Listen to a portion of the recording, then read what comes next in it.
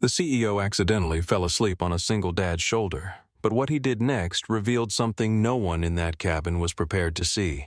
Madeline Cross had spent years building a company protecting thousands of jobs and trusting the wrong man. Now, on a stormy midnight flight to Denver, she sat exhausted beside Jack Mercer, a widowed father carrying medical papers, unpaid bills, and one fragile hope for his daughter. When turbulence shook the plane, Madeline's defenses finally broke. Her head slipped onto Jack's shoulder. He could have moved. He could have woken her. Instead, he remained perfectly still even as his arm went numb. But someone behind them was recording. Stay until the end, because this story is not only about romance, it is about dignity, false judgment, and the kind of kindness that can change two lives forever. Like this video and comment where you are watching from. 7 hours before a stranger raised a phone and turned kindness into suspicion, Jack Mercer stood beneath the cold white lights of Boston Logan Airport with one backpack, 2 boarding passes, and $43 left in his checking account. The departure screen above gate B-17 reflected in his tired eyes. Denver.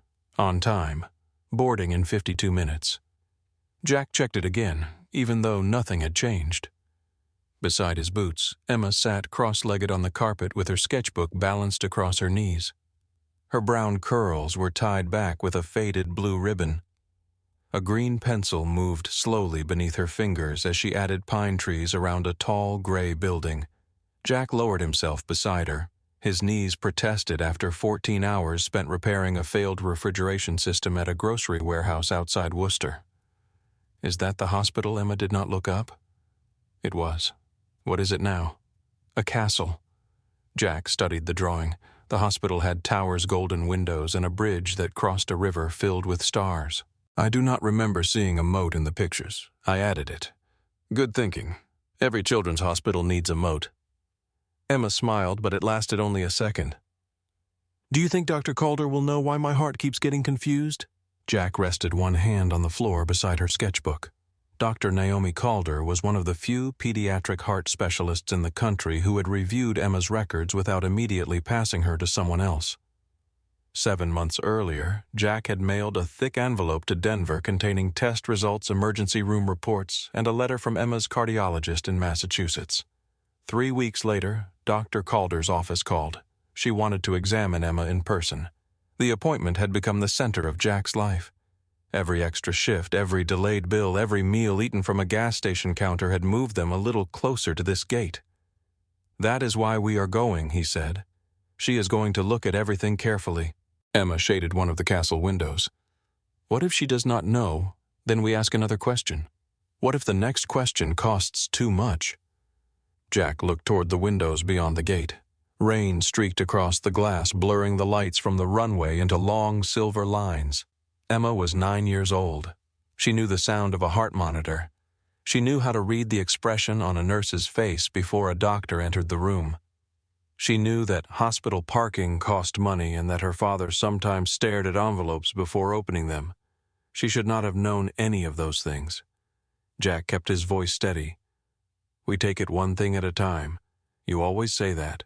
It keeps being true. Emma finally looked at him.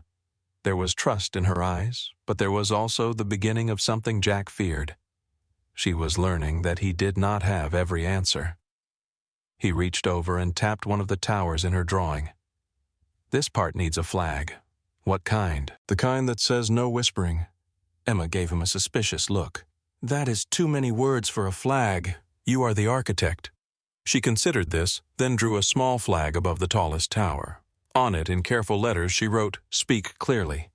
Jack watched her press the pencil into the paper.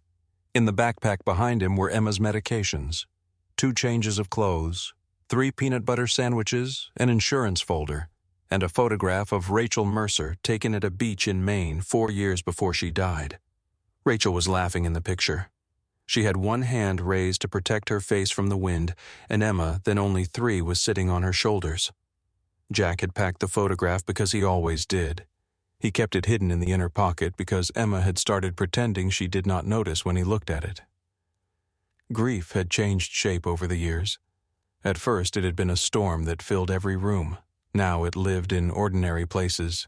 The empty side of the bed, a birthday card with only one parent's name, The moment Emma said something funny, and Jack turned instinctively toward someone who was no longer there. A voice crackled through the speakers above the gate. "Passenger Jack Mercer, please see the gate agent." Jack stood. Emma's face tightened. "Did we do something wrong? No." "How do you know?" "Because we have not done anything yet." He held out his hand. Emma closed her sketchbook and followed him to the counter. The gate agent was a woman in her late 50s with silver glasses and the weary expression of someone who had spent the day absorbing other people's anger. "Mr. Mercer." "Yes, ma'am. I am sorry. We had an equipment change and several seat assignments were affected." Jack took the new boarding passes she offered. Their original seats had been in row 22. The new passes read row 31, window and middle. The agent leaned forward slightly. "You are still together." "I made sure of that." Jack looked down at Emma. "That is all we need." The woman blinked, almost surprised. Passengers at the next counter were arguing over an upgrade. A man in a wool coat demanded to speak with a supervisor because his wife had been moved 3 rows away. The gate agent lowered her voice. "I know it is farther back. A seat that gets us there is a good seat." Relief softened her face. "Thank you for understanding. No thank you for keeping us together." As Jack and Emma walked away, Emma looked up at him. "She gave us worse seats. She gave us the seats the plane had left. But you thanked her. She did not change the airplane. She told us the bad news." Jack placed the boarding passes inside his jacket. Sometimes people carry bad news they did not create. Emma thought about this as they returned to their place near the window. She opened her sketchbook and wrote something beneath the hospital castle. Jack pretended not to look. Across the terminal, Madeline Cross stood alone beneath a television showing financial news with the sound turned off. She wore a charcoal coat over a navy dress and held a leather carry-on close to her leg. Her dark hair was pinned neatly at the back of her head, but several strands had escaped near her temples. To anyone watching, she appeared composed. Only her hands betrayed her. One was closed around a cream-colored scarf. The other held a phone that had not stopped vibrating for nearly 20 minutes. Adrian Locke. Madeline let the call end. A new message appeared. "Please answer me." She locked the screen. Another message followed. "You are exhausted. Do not make a permanent decision while you are emotional." Madeline read the sentence twice. Then she turned the phone face down in her palm. At 3 that afternoon, she had sat at the end of a glass conference table inside Crosswind Navigation's Boston office while a cybersecurity consultant connected an isolated laptop to a projector. 12 documents appeared on the wall: private debt forecasts, loan restructuring plans, manufacturing cost projections, a list of patents that had never been released outside the executive team. Every document carried Adrian's authorization code. Madeline had stared at the screen until the numbers stopped looking like numbers. Crosswind Navigation had begun in a rented workshop outside Denver 15 years earlier. Madeline had built its first flight guidance prototype with 2 engineers, a borrowed testing bench, and money from a house she no longer owned. The company now designed navigation systems for rescue helicopters, medical aircraft, and emergency response vehicles. Nearly 5,000 people depended on it. Adrian had known that. He knew the names of the engineers in Colorado Springs. He had toured the assembly facility in New Mexico. He had shaken hands with workers whose jobs would disappear if Halcyon Ridge Capital acquired the company and divided its patents among foreign buyers. He had stood beside Madeline at employee meetings and promised stability. Then he had sent Halcyon everything they needed to weaken Crosswind from the inside. Madeline remembered the cybersecurity consultant folding his hands on the table. "Are you certain this activity came from Mr. Locke's account?" she had asked. "We confirmed the credentials, the device history, and the authorization timestamps. Could the account have been compromised?" The consultant looked at Crosswind's outside attorney before answering. The device used was registered to Mr. Locke. The messages were sent while his building access badge showed him inside the executive suite. Madeline had felt the engagement ring on her finger. For 11 months, Adrian had slept beside her. He knew which nights she stayed awake worrying about payroll. He knew she kept handwritten notes because her father had taught her that important decisions should survive a dead battery. He knew she feared becoming the kind of leader who protected a company on paper while forgetting the people inside it. He knew everything she had worked to protect: That knowledge had not stopped him. It had simply shown him where to cut. The outside attorney slid an encrypted drive across the table. This contains the original audit records, access logs, and the message archive. The independent board chair is in Denver. She has agreed to meet you at 7 tomorrow morning. The board vote is at 8. Yes. And if Halcyon gets control before we present this, they can force the restructuring motion. Madeline looked at the black drive. How many people know I have it? In this room, 3. She had turned toward the cybersecurity consultant. Can I send it electronically? Not through any crosswind system. We do not know how deeply the network has been compromised. Her attorney lowered her voice. Carry it yourself. Madeline removed her engagement ring. She placed it on top of Adrian's printed messages. The gold band made almost no sound against the paper. I need a flight. Her assistant began searching first-class options. Madeline stopped her. No company account. No executive booking. You cannot travel alone tonight. I do not know who is still loyal to him. Her assistant looked wounded, but Madeline could not afford to comfort anyone. Not when every familiar face had become a question. She booked the last available economy seat to Denver using a shortened version of her mother's maiden name, Maddie Cole. Then she wrapped the encrypted drive inside her cream scarf and tied it around her neck. Now standing at the gate, Madeline touched the fold of silk. The hard shape was still there. Her phone vibrated again. This time, Adrian called from an unlisted number. She answered without speaking. For a moment, she heard only his breathing. Then his familiar voice entered her ear. Madeline. She looked out at the rain. How did you get this number? You are frightened. That is not an answer. You left without your security detail. You booked under another name. You are not thinking clearly. Madeline's fingers tightened around the phone. Did you send Crosswind's debt forecast to Halcyon Silence? Not shock, not confusion. Silence. Adrian finally spoke.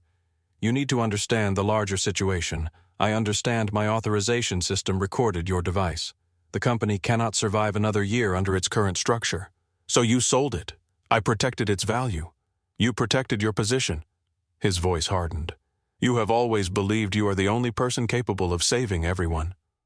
Madeline closed her eyes. Nearby, a child laughed as a suitcase rolled away from her father. Adrian continued. The board is tired of chaos. They want stability. They want the truth. They want leadership. And you think betraying 5,000 employees qualifies. I think keeping you from destroying yourself qualifies. The words landed softly. That was Adrian's skill. He never raised his voice. He placed cruelty inside concern and waited for the other person to apologize. Madeline looked at her reflection in the dark airport window. She appeared smaller than she felt in boardrooms, paler, older, more tired, but she was still standing. Do not contact me again. Madeline, listen to me. She ended the call. For several seconds she did not move. The terminal continued around her. Coffee machines hissed. Wheels clicked across tile. A family argued over a missing charger. A businessman loosened his tie while speaking too loudly into a headset. Everyone seemed to belong to a world where betrayal could wait until morning. Madeline tried to take a slow breath. The floor shifted beneath her. She reached for the window ledge. Across the gate, Jack noticed. He had been returning from the water fountain when he saw the woman in the charcoal coat sway slightly. He slowed. She steadied herself before he could approach. Jack recognized the posture. People stood that way when they needed help, but would consider being seen needing it a second injury. He continued walking. Emma looked up when he sat beside her. You saw something. What makes you say that? You have your worried eyebrows. I only have one set. Emma pointed across the gate. The lady with the nice coat, Jack followed her gaze.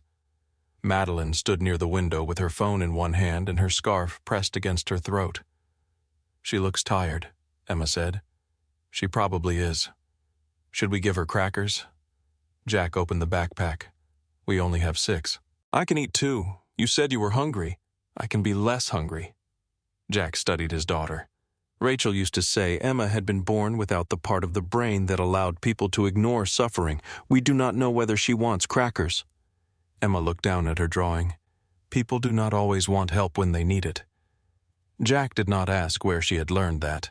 He suspected the answer was sitting beside her. A boarding announcement sounded. Passengers rose before their group was called, gathering coats and bags as though standing early could make the airplane leave sooner. Emma tucked the sketchbook beneath her arm. Her green pencil slipped from behind her ear. It hit the floor and rolled through the crowd. Wait. She hurried after it, but a suitcase blocked her path. The pencil continued until it stopped against Madeline's boot. Madeline looked down. Emma stood several feet away, trapped behind two adults arguing about boarding order. Madeline bent and picked up the pencil. When Emma reached her, she extended it without a smile. "You dropped this. Thank you." Emma accepted the pencil, then noticed Madeline looking at the sketchbook beneath her arm. "It is a hospital," she explained. Madeline studied the towers and the bright windows. "It looks like a castle. It used to be a hospital. I fixed it."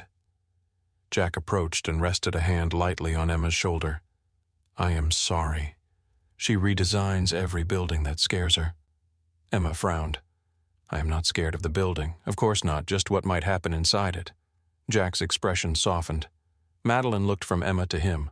She saw the faded work jacket, the clean shirt beneath it, and the dark half-moons under his eyes. His hands were rough, marked by small cuts and years of labor. He did not look embarrassed by his daughter's honesty. He did not rush to cover it with false reassurance. Madeline glanced at the drawing again. "The windows should be larger." Emma looked down. "Why, so people can see out?" Madeline shook her head. "So light can get in." Emma considered the answer, then smiled. "I like that." Jack met Madeline's eyes. For a second, neither spoke. There was something unusual in his expression. No recognition, no calculation, no attempt to place her face or estimate the price of her coat. He simply looked at her as if she were another tired person at an airport. The boarding line moved. Madeline stepped aside. "You should stay with your father." "I always do," Emma said. Jack gave Madeline a small nod. "Have a safe flight." "You too." They separated in the crowd. The moment should have ended there. Madeline joined the boarding line and checked the scarf once more. The drive remained hidden inside the fold. Behind a column near the gate, Colin Voss watched her move toward the jet bridge. He wore a navy suit beneath a dark wool coat. His silver watch caught the overhead light as he raised his phone. A photograph of Madeline filled the screen. Below it was a message from Adrian. "She may be traveling under another name. Do not approach unless necessary. Recover the drive before she reaches the board chair." Colin looked toward Jack and Emma. Then he looked at Madeline. He typed with one thumb. "I found her." A second message followed. "She has the drive." At the boarding door, Madeline handed over a pass bearing the name Maddie Cole. The gate agent scanned it. "Row 31, aisle seat." Madeline walked down the jet bridge while cold rain tapped against its metal walls. Inside the cabin, she found Emma already seated by the window. Jack stood in the aisle, placing their backpack in the overhead compartment. He turned and recognized her. For the first time that night, his face showed genuine surprise. "Looks like we are neighbors." Madeline looked at the middle seat, then at Emma's hospital castle resting open on her lap. The windows were larger now. She slid into the aisle seat and placed her carry-on beneath her feet. Jack sat between them. One row behind Colin Voss lowered himself into seat 32C. He placed his briefcase between his shoes and watched the cream scarf settle across Madeline's lap. The cabin door closed with a heavy mechanical thud. Outside, Boston disappeared behind rain. Inside row 31, three strangers fastened their seatbelts as the engines began to rise. The sound moved through the floor, first a low vibration beneath their shoes, then climbed into the walls and windows, until the entire cabin seemed to breathe around them. Emma pressed both palms against the glass. Rain raced sideways across the window as the airplane pulled away from the gate. Jack reached beneath the seat and checked the zipper on their backpack again. Medication, insurance documents, snacks, a clean shirt for Emma. He knew everything was there. He had checked twice at the gate and once on the jet bridge, but his hand still followed the familiar shape of each item through the canvas. Madeline noticed. "You can put the bag overhead if you need more room." Jack shook his head. "I keep her medicine close." Emma turned from the window. He checks it even when he knows it is there. Jack looked at her. "I like being certain. You checked it in the bathroom. I did not bring the backpack into the bathroom. You stood outside and touched the zipper. Madeline lowered her eyes, but not before Jack saw the beginning of a smile. He settled back in the middle seat. "Thank you for the report." Emma looked pleased with herself. The airplane paused near the runway. The cabin lights dimmed, and the flight attendant's voice came through the speakers with practiced calm. Jack watched Emma's face as the engines grew louder. Her excitement faded beneath concentration. She gripped the armrest with one hand and pressed 2 fingers against her chest with the other. Jack placed his hand over hers. "Slow breaths. I am breathing. You are negotiating with the air. I am doing fine. I can see that." The airplane surged forward. Emma's shoulders pressed into the seat. Her eyes widened as runway lights blurred beyond the glass. Jack counted silently against the inside of her wrist. Madeline watched his fingers. "You are checking her pulse." Jack looked at her. "She gets irregular rhythms when she is anxious." "I am not anxious," Emma said. Jack glanced down at the armrest beneath her hand. Her fingers were wrapped around it so tightly that her knuckles had turned white. "She is extremely calm." Emma released the armrest 1 finger at a time. Madeline looked toward the window as the plane lifted above Boston. The city became a field of wet lights beneath them. Roads curved like glowing threads.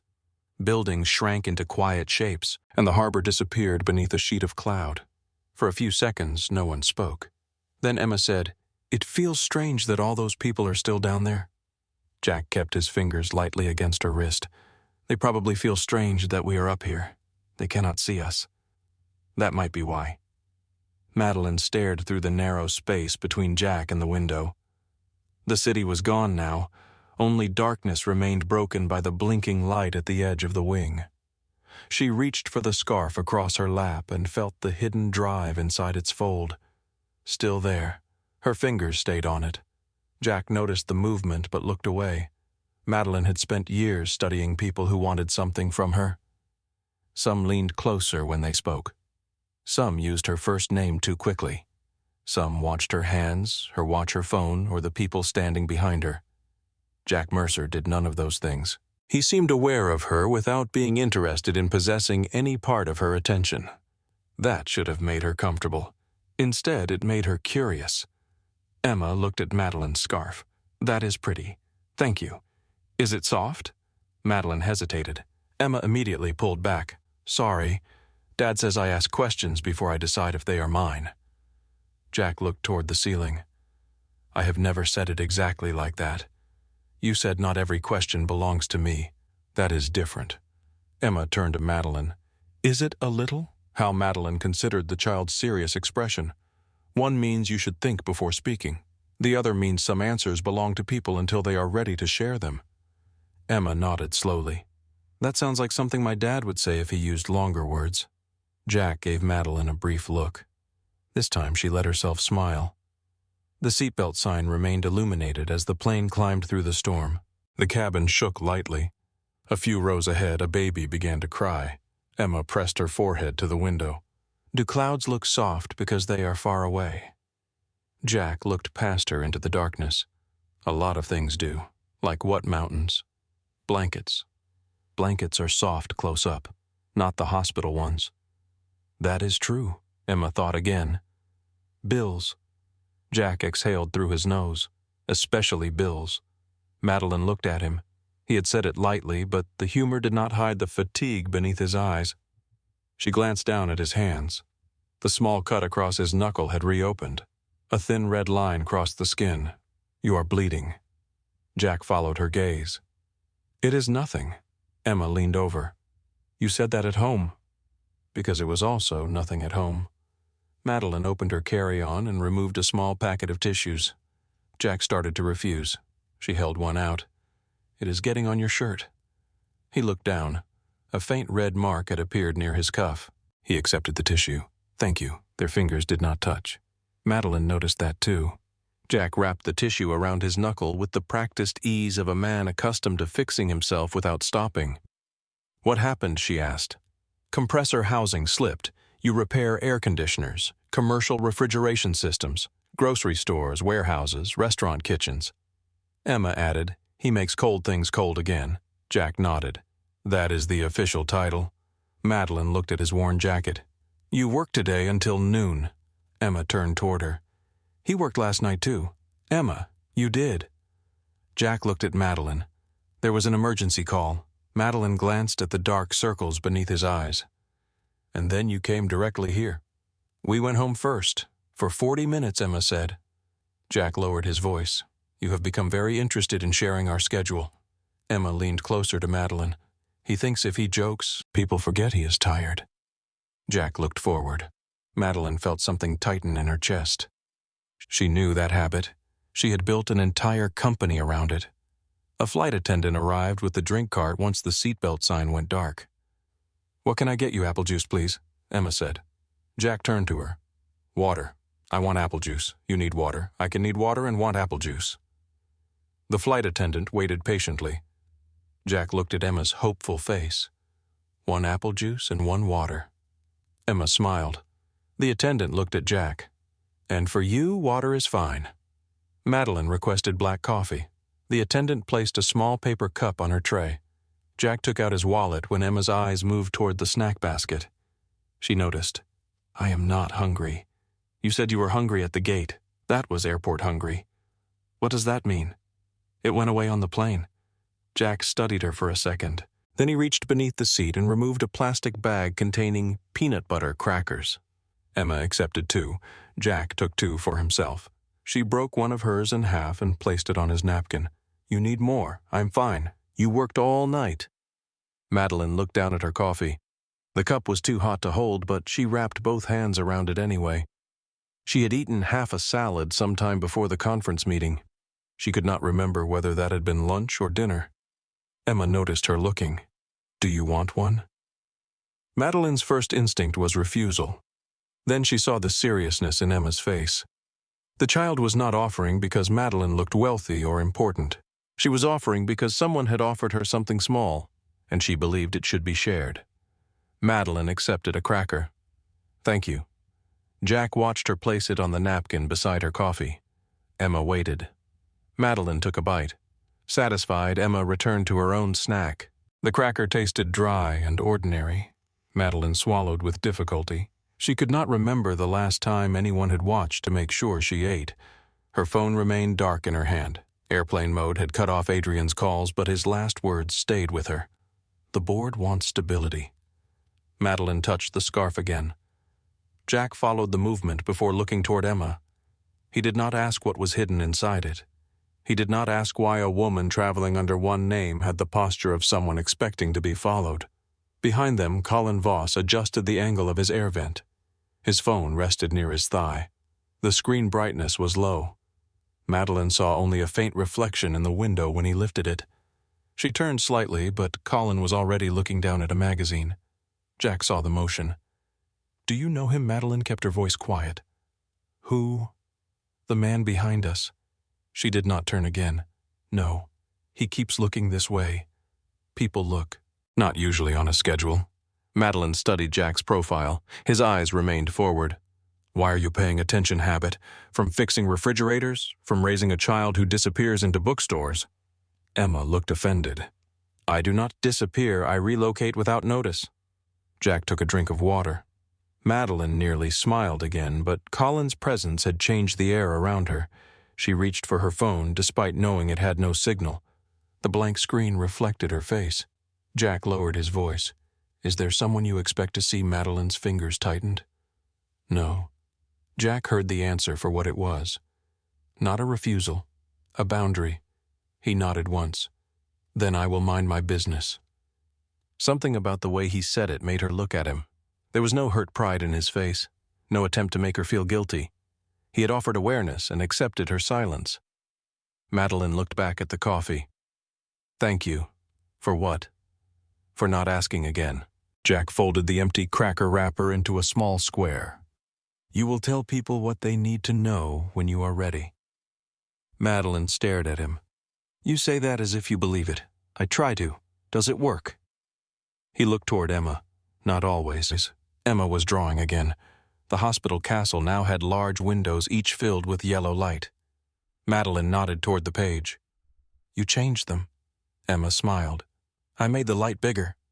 Jack looked at Madeline. She looked away first. The plane leveled above the clouds. For a while the flight became ordinary. The cabin settled into the dull rhythm of nighttime travel. Pages turned. Keyboards clicked. A man across the aisle fell asleep with his mouth open.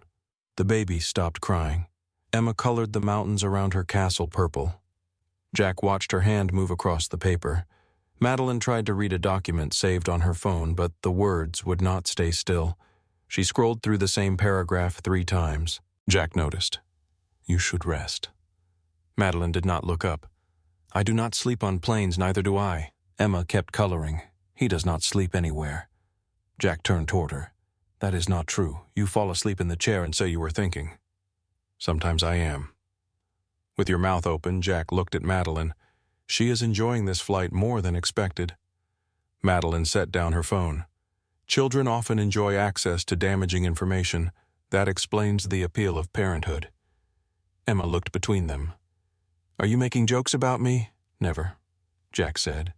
"Yes," Madeline said at the same time. Emma smiled and returned to her drawing. The answer surprised Madeline, so did the ease of the moment. For several minutes she forgot the drive inside her scarf. She forgot Adrian's messages. She forgot the board meeting waiting in Denver. Then Emma turned a page. A woman appeared in the next drawing. She stood beside a small house with wind lifting her hair. The figure had wings. Madeline looked at it. "Who is she?" "My mom." Jack's hand paused around his water bottle. Emma continued shading the sky. "She died when I was 5. Madeline turned toward Jack. "I am sorry. Thank you." His answer was quiet. There was no invitation for sympathy. Emma pointed to the wings. "She comes with us, but she does not need a ticket." Madeline looked at the drawing again. "What was her name, Rachel?"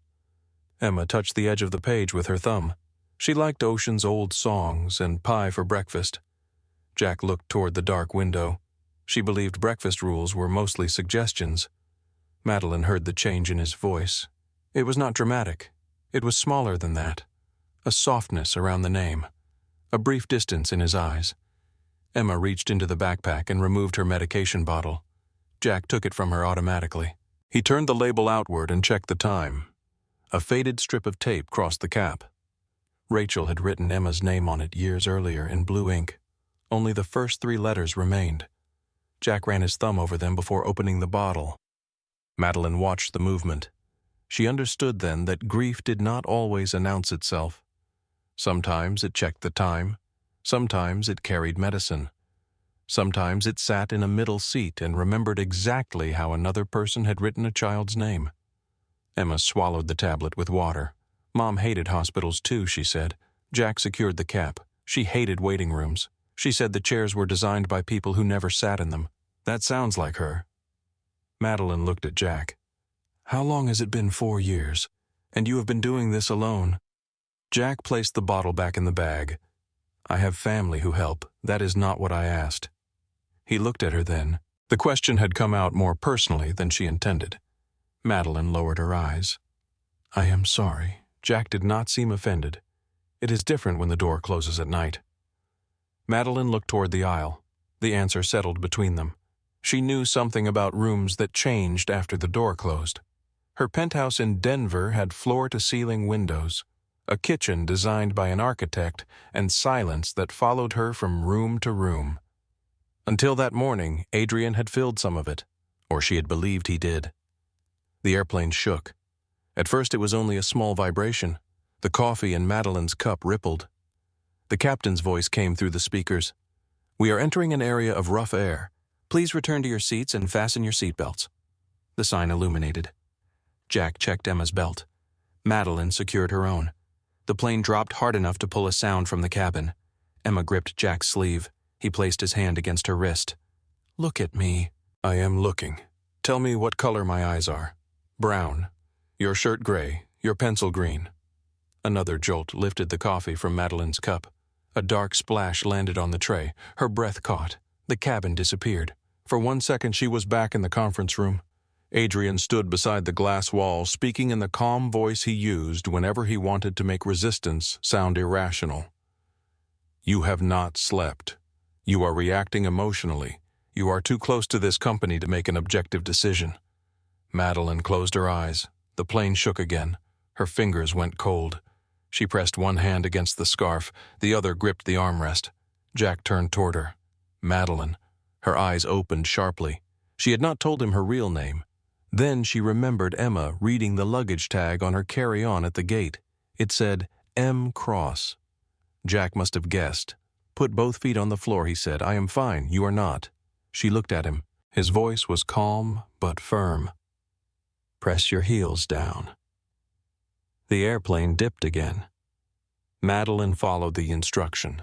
"Breathe in slowly." She tried. The breath stopped halfway. Jack kept his hands on his own knees. He did not reach for her. "Look at the seat in front of you." Madeline focused on the small safety card in the pocket. "Tell me one thing you see." "The card." "One more." "The latch on the tray." "Good. Breathe in for 4. He counted quietly. Emma joined him. 1, 2, 3, 4. Hold for 2. Madeline held the breath. "Now let it out." She exhaled. The cabin shook, but the conference room faded. Jack counted again. Emma's small voice moved beside his. Madeline pressed her feet into the floor. The airplane remained in the sky. The scarf remained in her lap. Jack remained beside her without touching her. After the 3rd breath, she looked at him. "How did you know Rachel had panic attacks after Emma was born?" Emma looked out the window. "Dad still counts when he gets scared." Jack's eyes stayed on Madeline. Everybody needs help remembering where they are sometimes. The turbulence eased. Madeline loosened her grip on the armrest. She saw the half-moon marks her nails had left in her palm. "Thank you." Jack nodded. He returned his attention to Emma as though nothing unusual had happened. That was what affected Madeline most. He did not watch her recover. He did not wait for gratitude. He gave her privacy even while sitting inches away. The cabin lights dimmed another level. Outside the window, the clouds opened beneath them. Moonlight spread across their tops like snow. Emma leaned against the glass. Her eyelids began to lower. Jack unfolded his canvas jacket and tucked it over her legs. She caught his wrist. "Are you going to sleep in a minute?" "That means no." "It means maybe." "Mom said maybe means you are worried." Jack's hand paused on the blanket. The engines filled the silence. "Your mother knew me well." Emma closed her eyes. "She said you worried because you loved people too much." Jack adjusted the jacket beneath her chin. "She said many things. Was she right?" He looked at his daughter's face. Yes, Emma's fingers loosened around his wrist. Within minutes, she was asleep. Her green pencil remained trapped between 2 fingers. Jack carefully removed it and placed it inside the spiral of her sketchbook. Madeline watched him. "You are good with her." Jack settled back. "She makes it easy." "That is not true." He turned slightly. "You have known her for 2 hours. I know children do not become that secure by accident." Jack looked down at Emma. "She has had to become comfortable with too much. So have you." The words came out before Madeline could stop them. Jack did not answer immediately. The dark cabin reflected in the window. "What about you?" he asked. Madeline looked toward him. "What about me?" "You look like you have been holding your breath since Boston." Her hand returned to the scarf. Jack saw it. "You do not have to tell me." Madeline studied his face. He was exhausted. His shirt was inexpensive. His jacket covered his sleeping daughter. There was nothing in him that belonged to her world. That should have made him safe. Yet safety was no longer something she knew how to recognize. "There is someone I trusted," she said. Jack waited. He made decisions that could hurt many people. Did he know? Yes, and he did it anyway. Yes. Jack looked toward the seat in front of him. "That is hard to explain away." "He is trying. People usually do." Madeline almost laughed, but the sound caught in her throat. "I thought I knew him." Jack's voice softened. "You knew the person he gave you." She turned toward him. The sentence struck too close. "Is that supposed to help?" "No." "Then why say it?" "Because what he hid is not proof that you failed to see." Madeline looked away. Her eyes burned. She refused to let the tears rise. Jack noticed the movement of her jaw and faced forward. He gave her the small mercy of pretending not to see. Madeline closed her eyes for 1 second, then another. The scarf rested beneath her hand. The engine noise became steady. Her body felt impossibly heavy. "You should sleep," Jack said. "I told you I do not sleep in public. You are barely in public. Most people are unconscious. I do not sleep beside strangers. That seems reasonable." Madeline opened her eyes. "You are not going to argue I have a daughter. I know when an argument is already lost." She looked at Emma. The child slept with one cheek against the window and Jack's jacket tucked beneath her chin. Madeline leaned back. "I will close my eyes for a minute." Jack adjusted his shoulder away from her, giving her more room. 1 minute. Her breathing slowed. Jack looked ahead. 5 minutes passed. Then 10. Madeline remained upright, her face turned slightly toward the aisle. The tension in her hands gradually loosened. The scarf slipped lower across her lap. The airplane entered another patch of uneven air.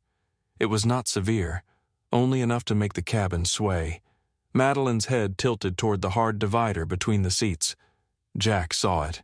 He lifted one folded sleeve and placed it between her temple and the plastic edge before she could strike it. Her head settled against the fabric. Then with the next small movement of the plane, it shifted onto his shoulder. Jack became still. Madeline's hair brushed the side of his neck. Her breathing remained deep and even. He looked toward the aisle. He could wake her. He probably should. Before he moved, Emma opened one eye. "Is she sleeping on you?" Jack lowered his voice. "Yes." "Did you ask her?" "No." "Should you move?" He looked at Madeline. Without the sharp posture and guarded eyes, she looked younger. Not weak, simply exhausted. The muscles around her mouth had finally relaxed. Jack remembered the way she had pressed both feet into the floor during the turbulence. He remembered the hidden fear in her voice when she spoke about the person she trusted. "No," he whispered. "Why?" "Because waking up scared is not always better than sleeping safely." Emma watched him for a moment. "Your arm is going to hurt. It already does." She closed her eye again. "That is not smart, I know." Within seconds, she was asleep. Jack kept both hands visible on his knees. He shifted only enough to prevent Madeline's head from sliding toward the armrest. 10 minutes later, his left foot began to tingle. After 15, the ache moved from his shoulder into his neck. He did not move. The cabin had gone quiet. Strangers slept beneath thin blankets. Reading lights glowed above scattered rows. The engines held them over the dark center of the country. Jack looked straight ahead. Behind him, Colin Voss raised his phone. The lens appeared in the window reflection. Jack saw it. He did not turn. A confrontation inside a dark cabin would wake Emma and frighten Madeline. Instead, he placed his open palm on his thigh where the camera could see it. Colin continued recording. Madeline slept. Her fingers loosened. The cream scarf slid from her lap. Jack watched it fall near his shoe. He could not bend without moving her head. He waited. A polished black shoe appeared beneath the seat behind them. Colin nudged the scarf backward. The silk disappeared into the shadow below row 32. Jack's eyes lifted toward the window. Colin's reflection remained behind the phone. Their eyes met in the glass. Colin slowly lowered the device. Jack said nothing. He memorized where the scarf had gone. Several minutes later, the captain announced their descent into Denver. Cabin lights brightened. Passengers shifted awake. Madeline stirred against Jack's shoulder. He carefully leaned away, giving her space before her eyes opened. For one brief second, she looked at him without fear. Then she saw the phone raised behind them. She saw Jack's jacket beneath her cheek.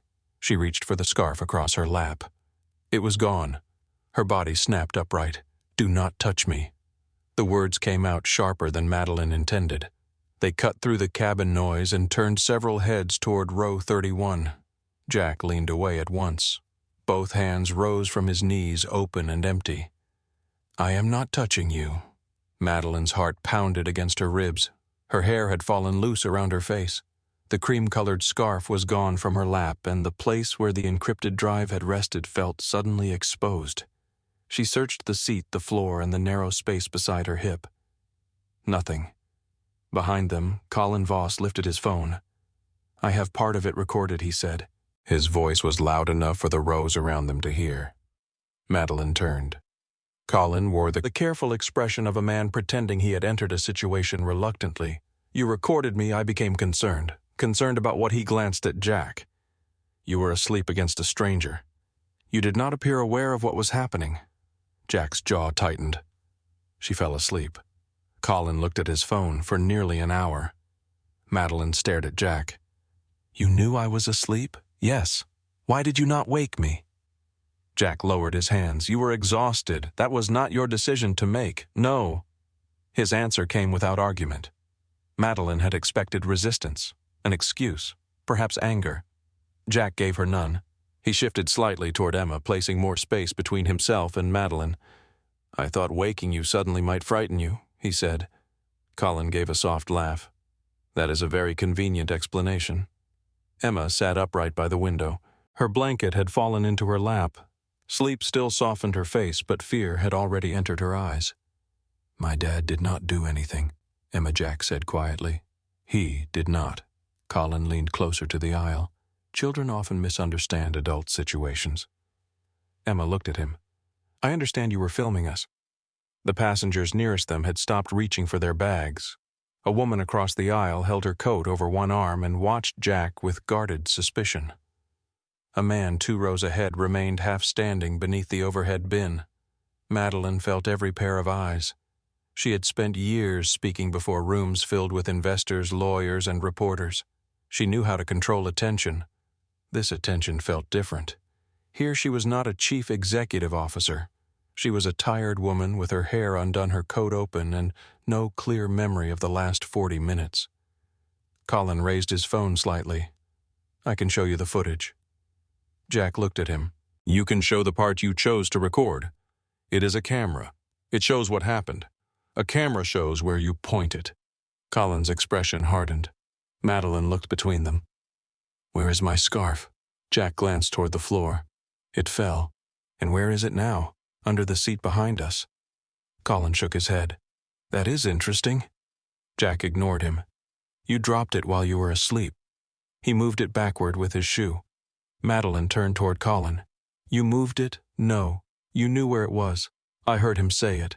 You spoke before he did. Colin blinked. It lasted less than a second, but Madeline saw it. Then his face returned to concern. I am trying to protect you. You do not know me. I recognized you. The answer arrived too quickly. Madeline became still. The boarding pass in her coat pocket carried another name, Maddie Cole. Her company had issued no travel notice. Her assistant had used a private booking account. No driver was waiting at the airport. She studied Colin's face, from where he did not hesitate. Business, publications. Madeline said nothing. It was possible. Her photograph had appeared in magazines and news reports for years. Still, something in his answer felt prepared. Jack bent toward the floor. Colin immediately aimed the phone at him. Keep your hands where people can see them. Jack stopped. The cabin tightened around the words. Emma gripped his sleeve. Jack looked toward the front of the plane. A flight attendant was making her way through the crowded aisle, asking passengers to remain seated until the door opened. Jack raised one hand. Ma'am? The flight attendant approached. Is there a problem? Madeline answered before Colin could. My scarf is missing. Jack pointed beneath the seat behind him. It slid under row 32. Colin lifted his phone. I believe this man may have handled her belongings while she was unconscious. The flight attendant looked at Jack. He recognized her. She had passed their row while Madeline slept. You spoke to me earlier, she said. Yes, ma'am. You told me the passenger was resting. She was. The flight attendant turned toward Madeline. I saw you asleep against his shoulder. He asked me not to wake you because you appeared comfortable. His hands were visible when I passed. Colin spread one hand. That does not account for the entire hour. No, the attendant said. It accounts for what I personally observed. Jack looked at her with quiet gratitude. Then he bent again. This time the flight attendant watched. His fingers reached beneath the seat behind them and closed around silk. He pulled out the scarf. It was folded loosely with one end marked by a dark line from the floor. Jack held it toward Madeline with both hands. I think this belongs to you. She took it. Her fingers found the hard shape hidden inside. The drive was still there. Madeline turned slightly away from the aisle and opened the fold just enough to inspect the silver security seal. Unbroken. Air returned to her lungs. For several minutes she had imagined the drive in Adrian's hands.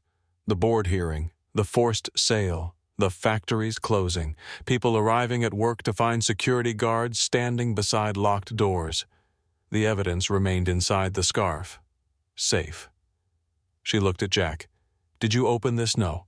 Did you feel what was inside when I picked it up? What did you think it was? I did not. Colin laughed once. You expect her to believe that Jack turned toward him. It was not mine. The simplicity of the answer unsettled Madeline. People in her world examined everything.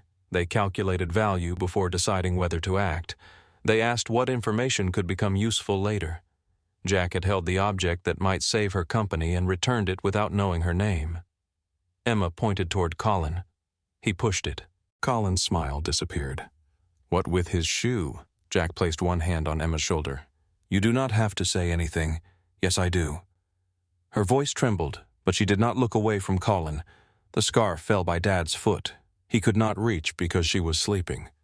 You put your shoe under the seat and pushed it backward. Colin leaned toward her. You were asleep. I opened my eyes. For how long? Long enough, Emma Jack said. She turned to him. You always say to tell the truth clearly. I also say you do not have to carry adult problems. But you are carrying it. The word struck Jack harder than Colin's accusation. Madeline saw it in his face. He lowered himself slightly until he was closer to Emma's height. I am all right. No, you are not. Her eyes filled with tears. Your arm hurts and he keeps saying you did something bad. Jack glanced at the passengers around them. Some looked away. Others continued watching. The flight attendant spoke into the phone near the front galley and requested airport security at the arrival gate. Colin lowered his device. That is the right decision. Jack looked at him. You wanted security before she found the drive. I wanted someone responsible to assess the situation. You wanted an audience. Colin's mouth tightened. The airplane door opened at the front. Cold air moved through the cabin as the first passengers began filing into the jet bridge. The flight attendant asked those near row 31 to remain seated. Madeline wrapped the scarf around her hand. Her pulse had begun to settle, but her thoughts moved faster. Colin had recognized her. He had watched the scarf. He had recorded Jack instead of helping her. He had known where the scarf had gone. None of those details proved anything on their own. Together they formed a shape she did not like. She looked at his phone. Why were you sitting behind me? Colin gave her a faint smile. Seat assignments are not conspiracies. I did not say they were. No, but you are tired and frightened. That can make ordinary events seem connected. The words sounded familiar. Too familiar. Adrian had used the same tone hours earlier. You are exhausted. You are not thinking clearly. Madeline felt something cold move through her. Jack watched her face change. He did not know the reason, but he saw the recognition in her eyes. Colin noticed too. He picked up his briefcase. I am sure airport security can review everything. Until then, perhaps he should not leave. Jack stood carefully. Emma remained close beside him. We are not leaving. The flight attendant guided them into the aisle after most passengers had exited. Madeline walked first, holding the scarf against her chest. Jack followed with the backpack over one shoulder and Emma's hand in his. Colin came behind them. The jet bridge smelled of rain metal and coffee carried from the terminal. Madeline's heels struck the floor in quick, controlled steps. She wanted distance from Colin. She also wanted to turn around and ask Jack why he had let her sleep. Not because she still believed he had harmed her, because she did not understand the kind of person who accepted 40 minutes of pain to protect a stranger from embarrassment. The terminal opened around them in bright white light. Travelers hurried past beneath signs for baggage claim and ground transportation. A row of windows revealed snow gathering along the edges of the runway. 2 airport security officers waited near the gate. The older officer stepped forward. I understand there was an incident on the flight. Colin answered first. Yes, that man was in physical contact with an unconscious passenger and later handled her personal property. Jack stopped. Emma's hand tightened around his. Madeline turned. I did not say he touched me improperly. Colin's expression remained smooth. You were asleep. You may not know. The officer looked at Madeline. Ma'am, do you feel you were assaulted or placed in danger? The word assaulted entered the space between them. Jack closed his eyes for 1 second. Not from guilt, from exhaustion. Madeline looked at him. His posture had changed. On the airplane he had been careful. Now he was measured in a different way. He kept both hands visible. He avoided sudden movements. He stood slightly in front of Emma without appearing to hide her. Madeline recognized the discipline. It was the behavior of a man who had learned that innocence was not always enough to make strangers feel safe. "No," she said. Colin turned toward her. "You cannot be certain." Madeline's voice cooled. "I am certain that you do not answer for me." The younger officer addressed Jack. "Sir, I need you to step to the side and place your bag on the floor." Jack nodded. "Yes, sir." He removed the backpack slowly. "Dad," Emma whispered. "It is all right." He placed the bag on the floor. "Do you have identification?" "Yes." Jack reached toward his back pocket, then paused. "May I take out my wallet?" The officer nodded. That question hurt Madeline more than anger would have. Jack moved with the quiet caution of someone trying not to let a misunderstanding become something worse. He handed over his license. The officer read the name. "Jack Mercer." "Yes, sir." "What brings you to Denver?" "My daughter has a medical appointment." Emma looked toward the signs leading to ground transportation. "The hospital shuttle leaves at 12:40. Jack checked the clock above the gate. 12:27, we will find another ride. The appointment is at 9. "I know. Dr. Calder only had one opening." "I know, sweetheart." The fear in Emma's voice grew. "What if they give it away?" Jack knelt beside her. "They will not give it away because we miss a shuttle. You do not know that." "No," he said. "I do not." He did not offer a promise he could not keep. Emma pressed her sketchbook against her chest. Madeline saw the hospital castle beneath her fingers. Large yellow windows, a flag that read, "Speak clearly." The older officer turned to Colin. "You said you have video, yes." Colin unlocked his phone. Before handing it over, he glanced toward Madeline. "This may be difficult to watch." Jack looked at him. "You enjoy saying that." Colin ignored him. The officer played the recording. The video began with Madeline already asleep against Jack's shoulder. From the angle of Colin's seat, Jack appeared rigid. His face was turned forward. One hand rested on his knee. The other remained near his side. The jacket beneath Madeline's cheek was clearly visible. Emma slept by the window. The officer watched for several seconds. "This is the concern." Colin pointed toward the screen. He allowed the contact to continue. Madeline heard Jack's voice in the recording. "Are you sure?" The flight attendant's voice followed. "She's just tired." Jack answered. She looked like she needed rest. The video shook slightly as Colin adjusted his phone.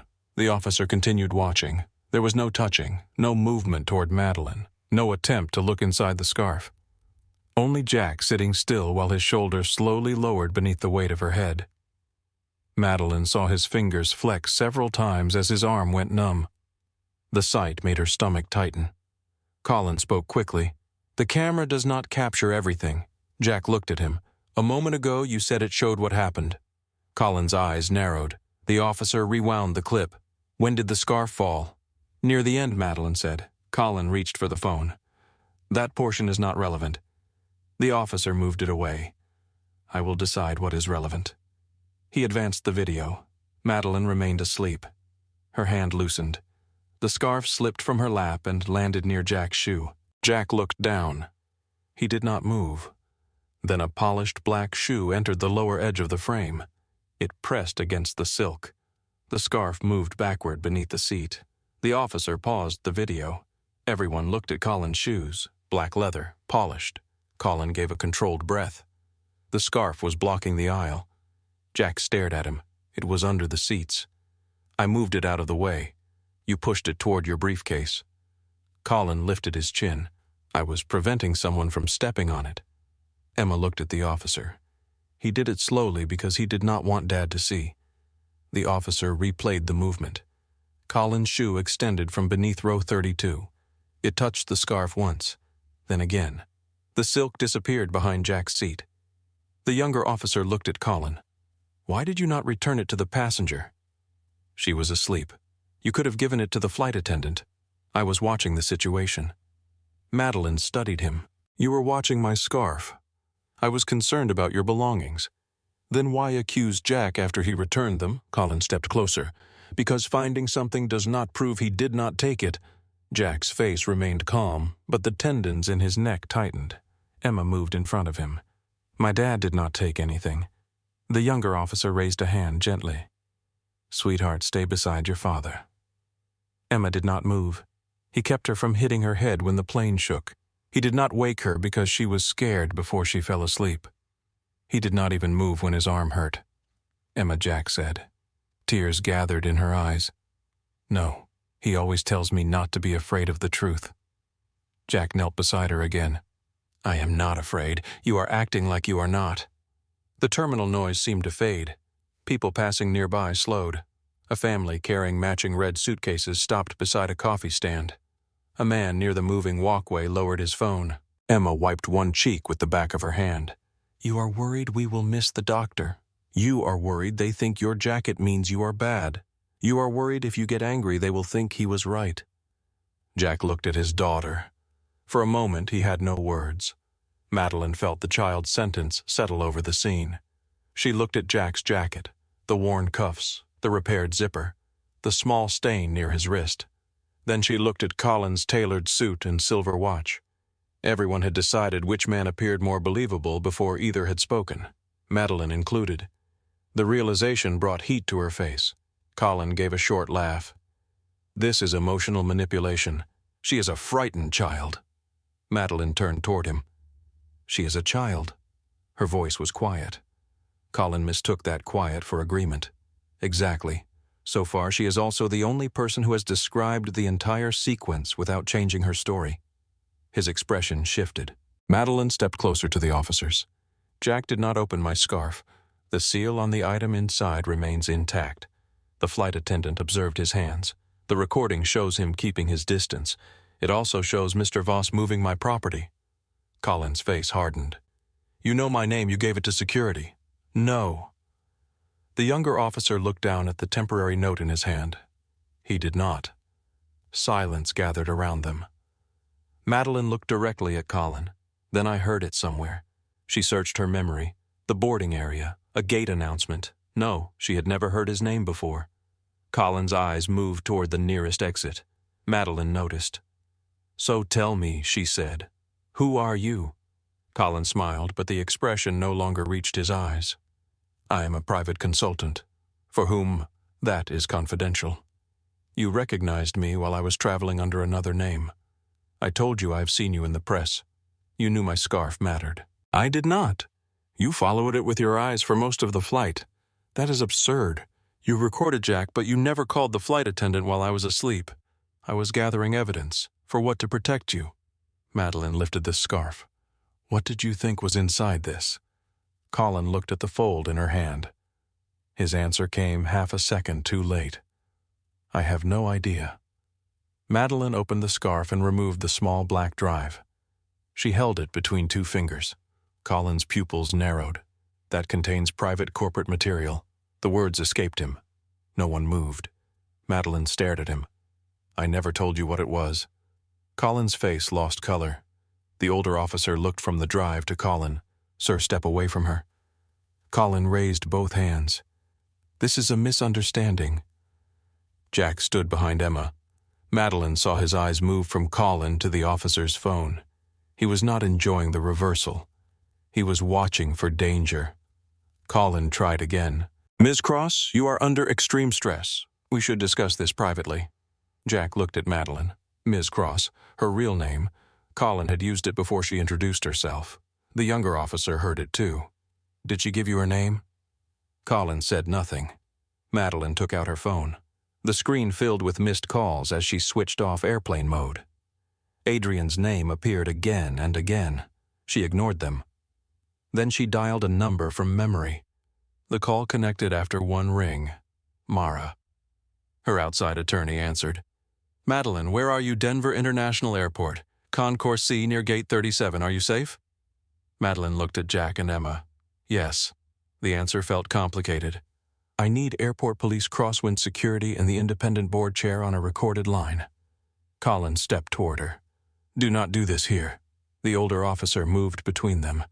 "Stay where you are," Madeline continued. "There is a man named Colin Voss. He followed me onto the flight. He knew about the drive." Mara's voice sharpened. "Do not let him leave." Colin's composure fractured. "This has gone far enough." He reached for the phone in the officer's hand. The officer pulled it back. "Sir, do not touch the device." Colin stopped. Passengers near the coffee stand had begun whispering. Madeline heard her own name pass through the crowd. Madeline Cross, Crosswind Navigation. That is the chief executive officer. The recognition spread quickly. Jack looked at her, not with awe, with understanding. The pieces of her exhaustion had found a shape, the hidden scarf. The calls she refused, the fear of the man behind them. Madeline ended the call and faced Jack. "Mr. Mercer," he waited. "Did you know who I was? No. Did you know what was inside the scarf? No. Then why did you pick it up?" Jack looked at the drive in her hand, then at Emma. "Because it belonged to you." The answer left Madeline without words. Colin began speaking again, but his voice seemed distant. For years, polished men had explained loyalty to her while measuring how much they could take. Jack had known nothing about her title company or money. He had seen only a tired woman losing something that mattered. That had been enough. The older officer turned Colin toward a quieter area near the gate. "We need to ask you several questions. I have done nothing illegal. You may explain that to airport police." As Colin was moved away, he looked back at Madeline. Adrian was trying to protect the company. Jack heard the name. Madeline's face went still. Colin realized his mistake too late. The younger officer looked at Madeline. "Do you know Adrian?" "Yes." Her voice barely moved. "He is my fiancé." The word sounded wrong now, like a title belonging to someone who no longer existed. A new message appeared on Colin's phone before the screen dimmed. The officer saw it. So did Madeline. Did she recover the drive? The sender was identified only by two initials. A.L. Madeline looked at the message until the letters blurred. Then she closed her hand around the drive. Behind her, Emma tugged gently at Jack's sleeve. "The shuttle is gone." Jack checked the clock. 12:46. He crouched beside her. "We will find another way." Emma nodded, but her chin trembled. Jack lifted the backpack from the floor. Madeline watched him secure the zipper. Medication, insurance papers, peanut butter crackers. Everything he had carried across the country for one chance to help his daughter. She stepped toward him. "Jack." He looked up. "I am sorry." His expression remained calm. "You were frightened. That explains it.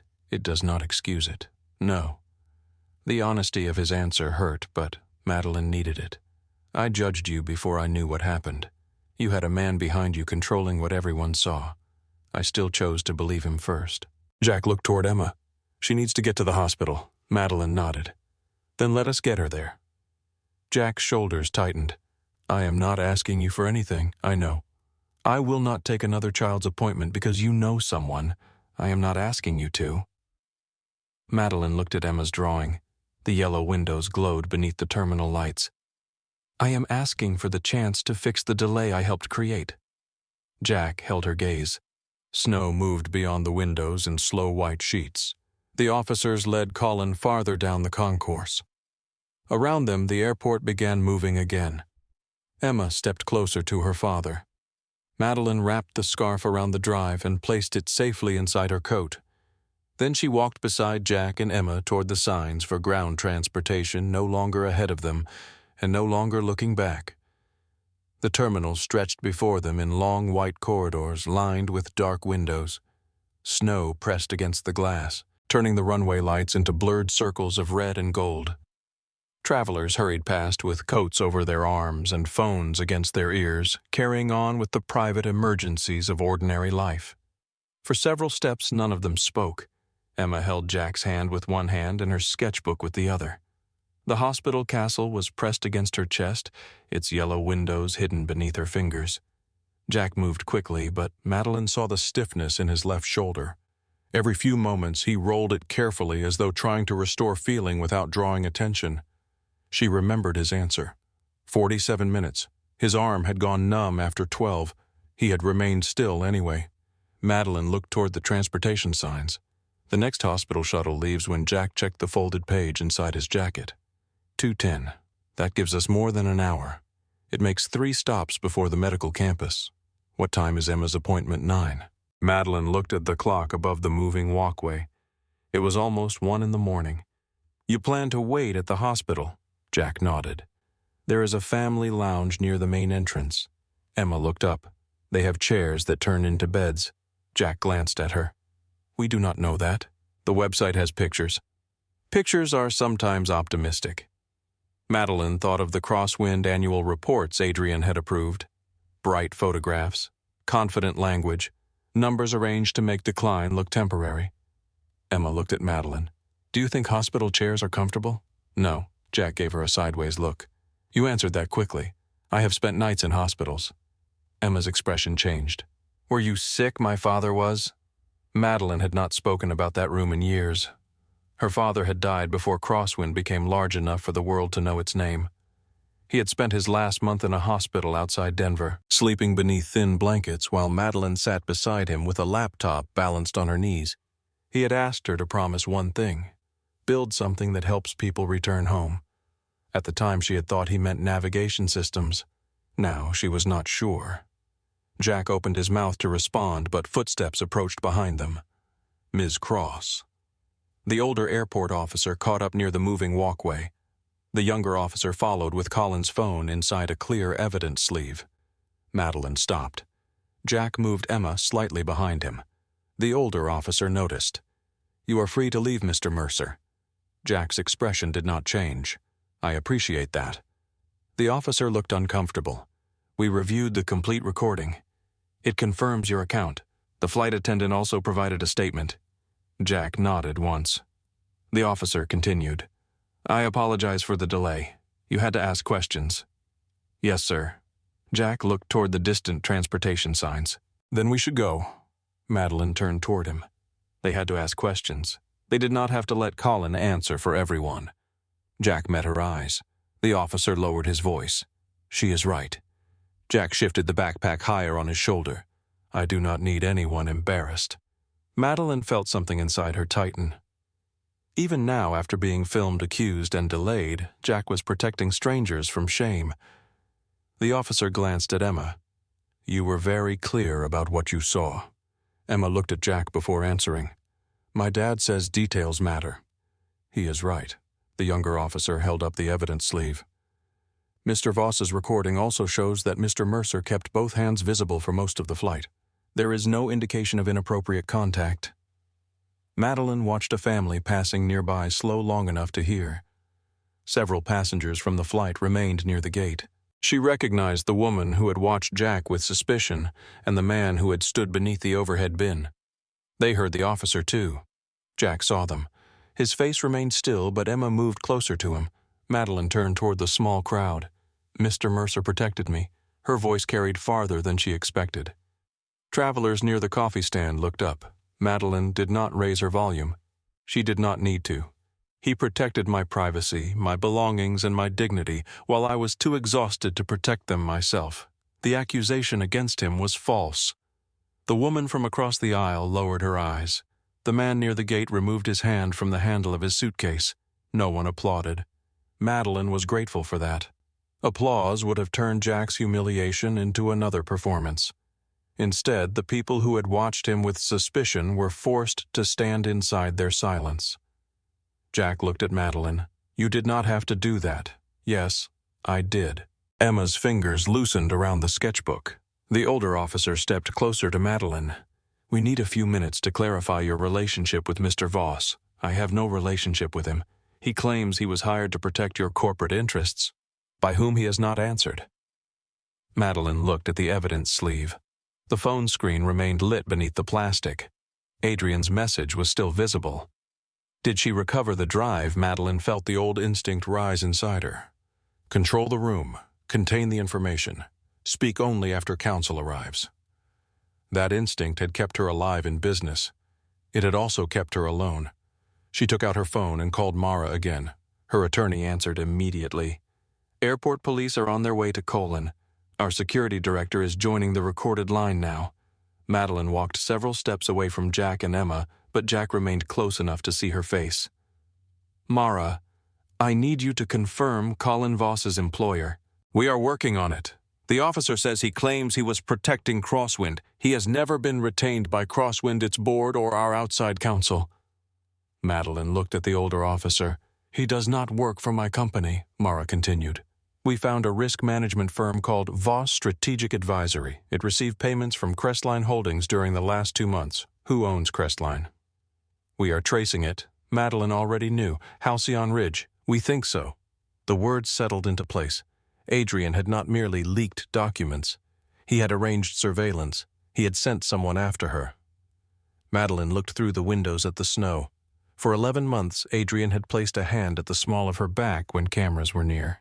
He had brought coffee into her office without asking how she took it because he already knew.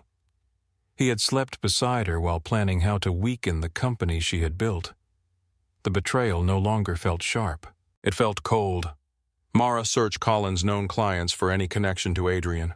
We need legal authority to access his full records, use what is public, corporate filings, payments, professional profiles. We are already doing that. Madeline closed her eyes. Of course they were. Mara had always understood what needed to happen before Madeline finished asking. That loyalty now felt almost unbearable. I am sorry, Madeline said. Mara became quiet. For what? For doubting everyone. You had reason. That does not mean everyone deserved it. Mara's voice softened. Get somewhere safe. We will meet at the board chair's office at 6. Madeline looked at the black drive hidden inside her coat. The seal is intact. Then the evidence is still usable. Madeline ended the call. Jack was watching her. He did not ask whether she was all right. Perhaps he knew better. The younger officer approached. We found another message on Mr. Voss's lock screen. He held the evidence sleeve toward Madeline without passing it to her. The message displayed only a few words. A.L. Do not let her reach Ellen Price. Madeline recognized the name of Crosswind's independent board chair. Jack saw her face change. Who is Ellen Price, the person I came to Denver to meet? And Colin knew. Yes. Emma looked between them. Is that bad? Madeline crouched to her height. It means the man behind us was not trying to help me. Emma nodded. I knew that. You did. He smiled when people were scared. Madeline looked toward Colin in the distance. 2 airport police officers stood beside him. His confidence had not vanished, but it had narrowed. He kept one hand in his coat pocket and spoke with the careful rhythm of a man trying to decide which truth would damage him least. Children saw fear differently. They did not need financial records or corporate structures. They watched faces. They noticed when someone enjoyed another person's confusion. The older officer spoke to Jack. We may need a formal statement later. Jack checked the time. My daughter has a medical appointment. We can arrange to take your statement by phone. Thank you. The officer handed him a card. Jack placed it in the same folder as Emma's medical papers. Madeline noticed how carefully he organized even the interruption. Nothing could be allowed to displace what Emma needed. The officers returned to Colin. Madeline turned toward Jack. I am sorry. He looked at her. You already said that. I said it while I was trying to solve the next problem. That sounds like something you do often. It is. Then say it now. The directness surprised her. Jack did not look angry. He simply waited. Madeline drew a slow breath. I was frightened when I woke up. I saw his phone, my missing scarf, and a man I did not know sitting beside me. Jack nodded. I understand. I believed the worst possibility before I asked what you had done. You asked. After I accused you. Yes. She looked down at her hands. I have spent years learning to identify motives. I thought it made me difficult to deceive. Jack's eyes moved toward the officers surrounding Colin. Sometimes knowing how people lie only teaches you to expect lies. Madeline looked at him. He continued. You had just learned someone close to you was not who you thought. That explains my reaction. It does. It does not excuse it. No. His answer was gentle, but it did not rescue her from responsibility. Madeline respected him for that. Most people around her rushed to agree before she finished a sentence. Jack allowed the truth to remain uncomfortable. I am sorry, Jack. He studied her for a moment. I believe you. Madeline felt something inside her release. Not completely. Only enough to breathe. Emma tugged at Jack's sleeve. Can we go now? Yes. Jack turned toward the transportation signs. Madeline walked with them. He noticed after several steps. You do not have to come. I know. You have lawyers waiting. They know where I am. You have a company in trouble. It will still be in trouble in 20 minutes. Jack stopped. The moving walkway carried strangers past them. What are you doing? Helping you reach the hospital. I told you I am not asking for special treatment. I heard you. I will not let Emma move ahead of another child because you can make a phone call. Madeline met his eyes. I will not ask anyone to move her ahead. Jack waited. I'm going to find out whether there is an available appointment through the process that already exists. And if there is not, then I will help you reach the appointment you already have. With what a car? I can pay for a taxi. Madeline looked toward the snow gathering outside. Can you? Jack's jaw tightened. She regretted the question immediately. Not because it was inaccurate, because she had used truth without kindness. I am sorry, she said. That was careless. Emma looked up at Jack. We have $43. Jack closed his eyes. Emma. What? Not every number belongs to other people. Madeline looked away, giving him the privacy he had given her on the plane. Jack sighed. We have enough to get where we need to go. Madeline faced him again. I believe you. Then why are you still here? Because your delay happened partly because of me. No, it happened because Colin lied, and because I gave his lie room to grow. Jack looked toward Emma. The child stood beneath the airport lights with exhaustion shadowing her face. He could refuse help for himself. He could not let pride cost Emma another chance. What exactly are you offering a ride to the hospital? Nothing more unless you agree. Jack studied her. No calls to board members. No request to remove another patient. No press, no photographs. Madeline glanced towards the traveler still watching them. Agreed. Emma raised her hand. Jack looked at her. What, can the car have heat? Madeline smiled. Yes. Jack exhaled. All right. Madeline called her assistant. Sophie, I need a car at Concourse C ground transportation. Her assistant sounded awake despite the hour. I can have one there in 12 minutes. Make it large enough for 3 passengers. A pause followed. Madeline looked at Jack and Emma. Yes, where are you going, Denver Children's Heart Center? Sophie did not ask for an explanation. I will send the driver's information. One more thing. Contact the patient's scheduling office. Ask whether they have any cancellations for Dr. Naomi Calder this morning. Jack listened carefully. Madeline continued. Do not ask them to change the order. Do not use my name. Ask only whether Emma Mercer is on the official waiting list and whether an opening is available. Jack's shoulders eased slightly. Sophie typed in the background. I understand. Madeline ended the call. They reached baggage claim. Only a few passengers remained beside the carousel. Suitcases circled beneath fluorescent lights with the tired persistence of objects that had nowhere else to go. Jack's duffel appeared near the far end. He stepped forward to retrieve it, but his shoulder failed when he reached down. His hand slipped from the handle.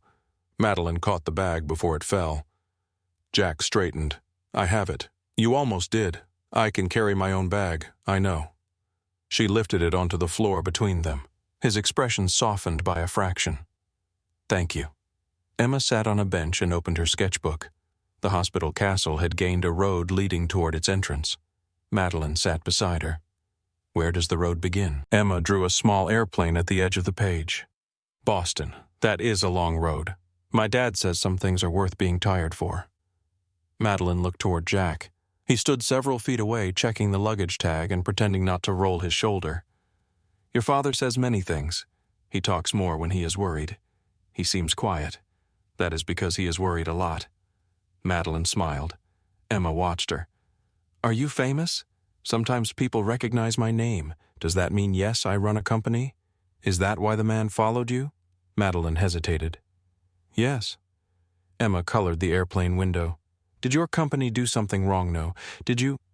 Madeline looked at the child. The question was not accusing, it was direct. I trusted someone who was doing something wrong. That is not the same. No, but you thought Dad was doing something wrong, yes. Emma stopped coloring. Why? Madeline considered lying to soften the answer. She did not, because I was scared, and fear made the wrong story feel possible. Emma studied her face. Were you scared of Dad for a moment? He looks scary when he does not shave. Madeline looked at Jack's tired face. I do not think that was it. Emma thought for a moment. You were scared of the other man. Madeline felt the accuracy of it. Yes. But you looked at Dad. Yes. Emma returned to her drawing. People do that at school. Do what they get mad at the person who feels safer. Madeline watched the green pencil move. Why? Because the unsafe person might get worse.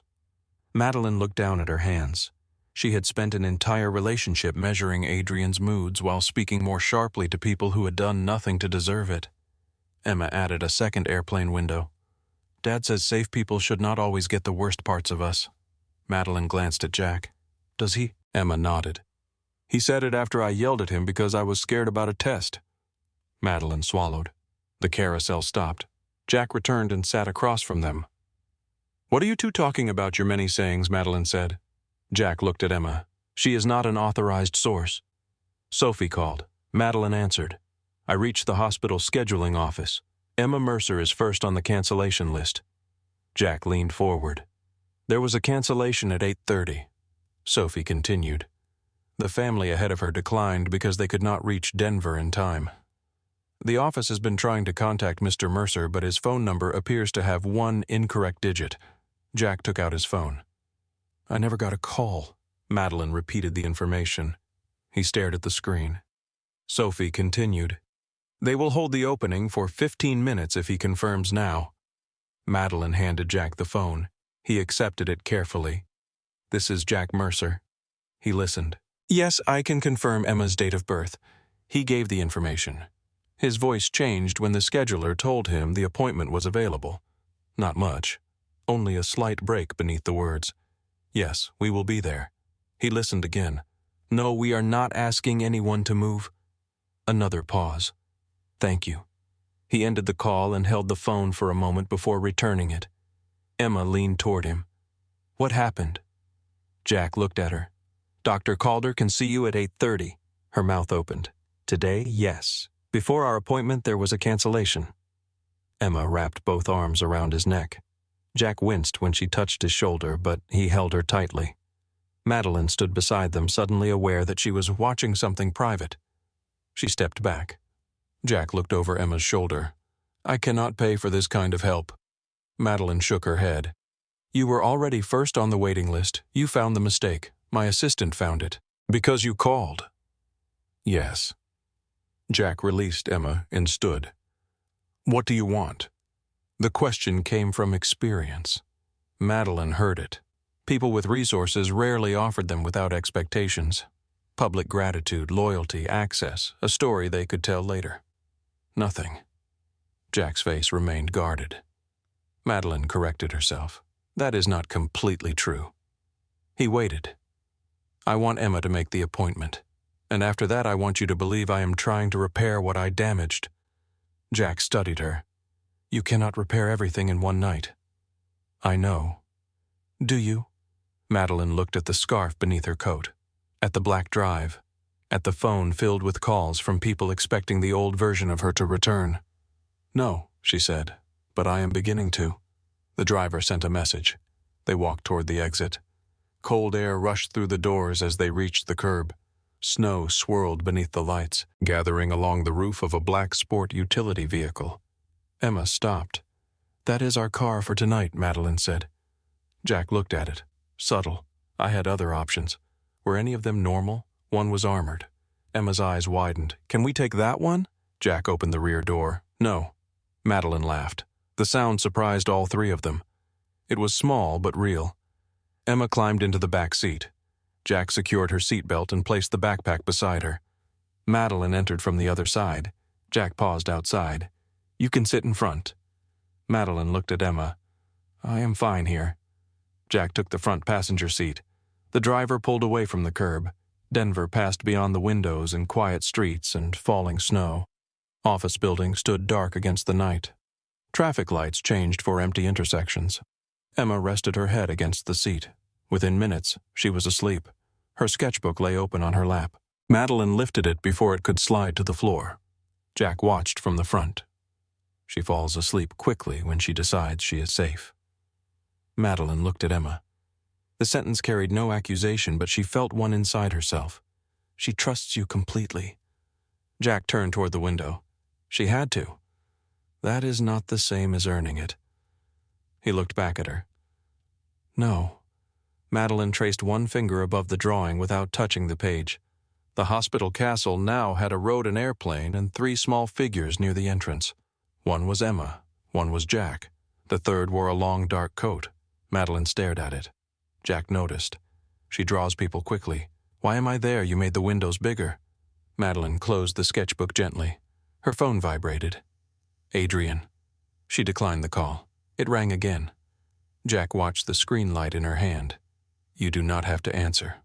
I know. Then why are you looking at it? Because part of me still expects him to explain something in a way that makes it less true. Jack faced forward. Will it know? Madeline turned the phone face down. After several quiet blocks, Jack spoke. Will your company survive? I do not know. That honest, that is all I have tonight. Jack nodded. Honest is a good place to start. Madeline looked at him. Snowlight moved across his face as they passed beneath street lamps. He did not know how much those words cost her. Her company depended on certainty. Investors wanted forecasts. Employees wanted reassurance. Boards wanted leaders who spoke as though doubt were a private weakness. Jack accepted uncertainty without treating it as failure. The car reached the medical campus shortly before 2. The hospital rose ahead of them with tall glass walls illuminated from within. Emma woke as the vehicle slowed. She pressed her face to the window. The windows are big. Madeline looked at the building. So the light can get in. Emma smiled. The driver stopped beneath the covered entrance. Jack gathered the backpack and duffel.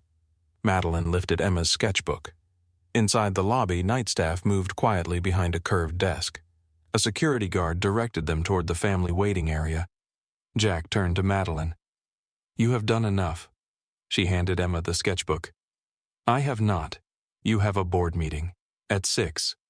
You should sleep. Madeline looked at the rows of hospital chairs. Those do not look comfortable. Emma took her hand. You can sit with us. Madeline looked down. Emma's fingers were warm and small around hers. Jack did not encourage her. He did not refuse for her. He simply left the decision open. Madeline's phone vibrated with calls from attorneys, board members, and senior executives. She silenced it. For a few minutes, she said. Emma led her toward the waiting area. Jack walked beside them, carrying everything his daughter might need.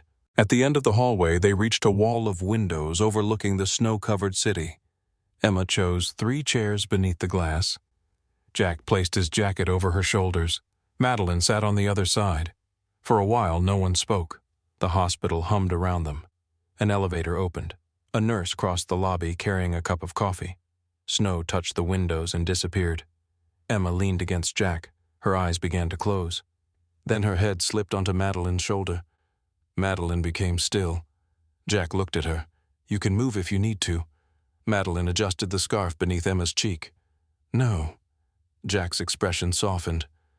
Why not? Madeline looked down at the sleeping child. She looks like she needs 1 hour when nobody wants anything from her. Jack recognized his own words. A quiet smile appeared at the corner of his mouth. Madeline met his eyes across Emma's sleeping form. For the first time since Boston, the silence between them did not feel empty. Emma slept between Jack and Madeline beneath the wide hospital windows. Snow softened the city beyond the glass covering roads' rooftops and parked cars beneath a clean white hush. Jack looked at his daughter's head resting against Madeline's shoulder. You can wake her. Madeline kept one hand beneath the cream scarf she had folded under Emma's cheek. She has been awake all night. So have you. I am beginning to understand that rest is not always a weakness. Jack leaned back in his chair. That sounds difficult for you. It is deeply inconvenient. He smiled. Madeline felt the expression more than she saw it. It changed the air between them, warming something that had been cold for a very long time. At 7:40, a nurse entered the waiting area and called Emma's name. Jack stood so quickly that his knee struck the table. Emma woke with a small gasp. We are here, he said. You are all right. The nurse led them toward the pediatric heart clinic. Madeline stopped near the doorway. Jack looked back. You do not have to wait. I know. You have a meeting. I know that too. Emma reached for Madeline's hand.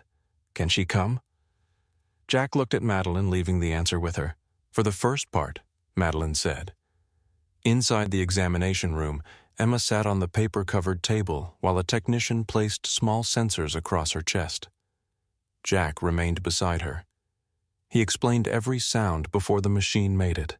He held her hand when the adhesive pulled against her skin. He made a joke about the wires making her look like a robot, and Emma told him robots did not wear purple socks. Madeline stood near the wall and watched. In boardrooms, she had seen powerful men mistake control for strength. Jack controlled nothing in that room. He could not command Emma's heart to beat correctly. He could not force the doctor to give them good news. He could only remain present. Somehow, that looked stronger. Doctor. Naomi Calder entered just after 8:30. She was a small woman with silver hair and a calm voice. She reviewed Emma's records, asked careful questions, and listened to her heart for a long time. Jack watched the doctor's face. Madeline watched Jack. After more tests, Dr. Calder returned with a tablet in her hand. "We found the rhythm problem." Jack's fingers tightened around Emma's. "Can you treat it?" "Yes." The word seemed too small for the space it filled. Dr. Calder explained that Emma had an abnormal electrical pathway causing episodes of rapid and irregular heartbeats. The condition required attention, but it could be treated through a specialized procedure. Jack asked about risks, recovery time, and long-term monitoring. He asked each question clearly, even when his voice began to weaken. Emma looked at him. "Am I going to be okay?" Dr. Calder moved closer. "We have a very good plan." Emma thought about that. "Will I still get tired for a while? Then we hope you will feel much stronger." Emma looked at Jack. His eyes had filled with tears. She touched his face. "Dad." He lowered his head. "I am fine." "No, you are not." He laughed once, and the sound broke in the middle. Then he pulled her into his arms. Madeline quietly stepped into the hallway. She stood beside a vending machine while nurses passed with charts and coffee cups. Her phone showed 27 missed calls. She answered Mara. "The board is assembled," Mara said. "Ellen Price is waiting. I am leaving the hospital now." "Did the child see the doctor?" "Yes." And Madeline looked through the small window in the examination room door. Jack was kneeling in front of Emma while she showed him something in her sketchbook. "She can be treated." Mara became quiet. "That is good." "Yes." Madeline closed her eyes. "It is." Jack found her near the elevator a few minutes later. His face looked different, still tired, still worried. But something heavy had lifted from it. "She can be treated," he said. Madeline nodded. "I heard." He looked down at the floor, then back at her. "I do not know how to thank you. You brought her here. You helped us reach the appointment. You would have found another way." "Maybe." Madeline smiled faintly. "Honest is a good place to start." Jack recognized his own words. He stepped closer. For a moment, neither knew what to do with the space between them. Then Jack opened his arms. Madeline entered them. The embrace was brief and careful. His hand rested lightly between her shoulders. Her cheek touched the same shoulder where she had slept hours earlier. This time she was fully awake. When they separated, Emma stood in the doorway watching them. "Was that a thank you hug?" Jack cleared his throat. "Yes." Emma looked at Madeline. "Did it work?" Madeline glanced at Jack. "I think so." 3 hours later, Madeline stood before Crosswind Navigation's independent board committee. The black drive rested on the table in front of her. She presented the authorization records, private messages, and payment trails connecting Adrian Locke to Halcyon Ridge Capital. Adrian joined the meeting by video. He denied everything first. Then he blamed market pressure. Then he blamed Madeline. "You are too emotionally involved to lead this company," he said. Months earlier, the accusation might have shaken her. That morning, Madeline thought of Jack sitting motionless while his shoulder burned. She thought of Emma telling the truth while adults tried to reshape it. She looked directly into the camera. Caring about the people affected by a decision is not a failure of leadership. The board suspended Adrian immediately. The sale vote was canceled. Federal investigators received the evidence that afternoon. Crosswind remained independent. The victory did not solve everything. Reporters questioned Madeline's judgment. Employees demanded answers. Board members wanted to know how Adrian's betrayal had gone undetected. Madeline did not hide behind legal language. She admitted what she had missed. She did not accept blame for Adrian's choices, but she accepted responsibility for rebuilding trust. Over the next several months, Crosswind created new protections for employees who reported misconduct. Financial access was divided across independent teams. Anonymous concerns went directly to the board's ethics committee. Madeline spent less time delivering speeches and more time listening. Jack and Emma returned to Massachusetts after the consultation. At first, Madeline and Jack spoke only about medical details. He sent updates after blood tests. She asked about insurance approvals. He thanked her each time, and she reminded him that he did not owe her gratitude for asking. Then the conversations changed. Jack sent a photograph of Emma's hospital castle taped to their refrigerator. Madeline replied with a picture of the large windows being installed in Crosswind's new family support center. Jack wrote, "The architect approves." When Emma returned to Denver for her procedure, Madeline sat beside Jack in the waiting room. He did not talk much. Neither did she. 4 hours later, Dr. Calder entered with good news. Emma's procedure had been successful. Jack covered his face with both hands. Madeline placed her hand on his shoulder. He reached up and held it there. 6 months after the flight, Jack invited Madeline to dinner during a business trip to Boston. She arrived outside a small diner in a black car. Jack looked at the vehicle. Subtle. I considered a helicopter. Emma would have preferred that. They ate pie and drank coffee until the staff began stacking chairs. Jack spoke about Rachel without apology.